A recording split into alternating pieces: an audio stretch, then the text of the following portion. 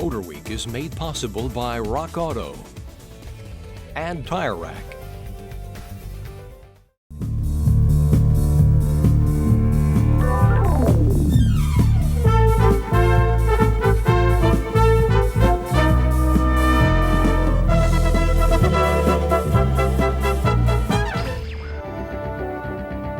Your host for Motor Week, John Davis.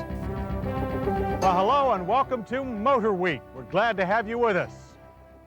Mustang and Camaro, the two original pony cars, are back. Born in the 1960s, now reborn for the 1990s. We already know that both now mix good old pushrod V8 power with highly refined street manners. But there's still one nagging question about them. How well will each hold up in that ultimate performance arena, the racetrack? So we've brought both to one of the most challenging, the Charlotte Motor Speedway, to find out. And what better place than this bastion of NASCAR, that most American of all racing organizations, to test the high-performance quotients of this pair of domestic sport coupes. And not just on Charlotte's famed high banks, but on the Speedway's challenging road course as well. While we have already sampled various Mustang derivatives at our normal haunts, for this on-track encounter, we naturally chose a vibrant red GT coupe. Base price $17,280. The GT is powered by the latest version of Ford's venerable 5-liter V8, which now delivers 215 horsepower and 285 pound-feet of torque. Such pushrod power moved our Mustang GT down Charlotte straightaways to 60 in 6.8 seconds. The quarter mile went by in 15.6 seconds, ending at an even 90 miles per hour. Excellent numbers for a muggy 80-degree day with a full load of fuel. Credit the Borg-Warner 5-speed manual, which has a slightly lighter touch than last year.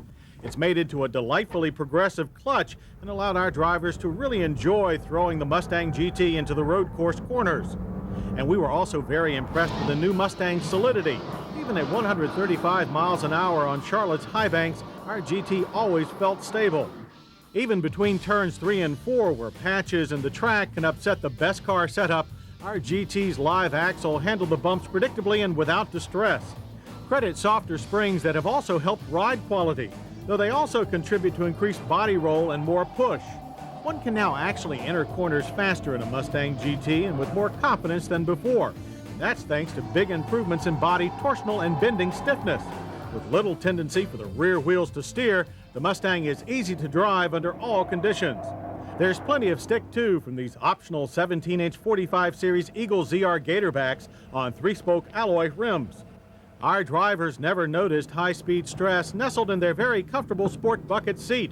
It features adjustable side bolstering, 4-way power controls, and variable lumbar, all for excellent overall comfort. Our visit to Charlotte wasn't our first encounter with this shiny black Camaro Z28 either. We've raved about its aggressive muscle car stance and very affordable high performance since its debut a year ago. Base price here is $16,999. The source of this power trip is a special one, the Corvette's 5.7-liter LT1 V8. Slightly detuned for Camaro use, it still produces 275 horsepower and a robust 325 pound-feet of torque. It catapults the Z28 from 0 to 60 in 6.4 seconds and through the quarter mile at 14.9 seconds, still charging at 95 miles per hour. These numbers are a tad lower than the ones we achieved earlier under cooler conditions, but are impressive nonetheless. Transferring the Z's power is a 6-speed Borg-Warner gearbox, which our drivers praised as the best transmission clutch combination they'd yet experienced in any domestic coupe. The Z28 puts just a bit less rubber on the track with 50 Series Goodyear GSCs on 5-spoke 16-inch aluminum alloys. But only at the absolute limit up on the high banks did we notice even a slight looseness in the Camaro. Overall, it too felt very confident. Combining with the LT1's abundant power and torque is a new upper and lower arm front suspension design that provides the Z28 with the hardware it needs to master any corner. Our drivers quickly took to the quick ratio steering, taut feel, and only moderate understeer, and enjoyed letting the Z28's tail slide during rapid turn-ins throughout Charlotte's infield road course. You may feel a little bit twitchy in the Camaro Z28, but compared to the Mustang GT, the fun factor is definitely higher.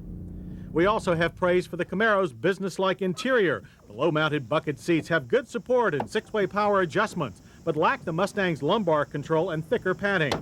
But there's really very little lacking from either of these American pony cars. Both also augment the safety of excellent handling and plenty of reserve power with standard dual airbags. Front-wheel disc anti-lock brakes are standard on the Z28, optional on the GT. The first 30 years of the American pony car has seen the breed gallop to unprecedented popularity and then fall to almost extinction.